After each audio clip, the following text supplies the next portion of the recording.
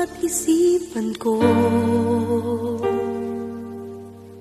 Ikaw ang tawag ng pag-ibig ko. Ikaw ang siyang lahat sa buhay ko. Kahit kailanman ay ikaw lang ang iibigin ko.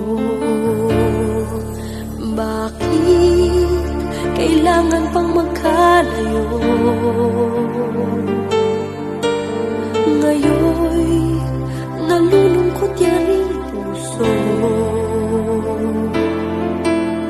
Ikaw maging sa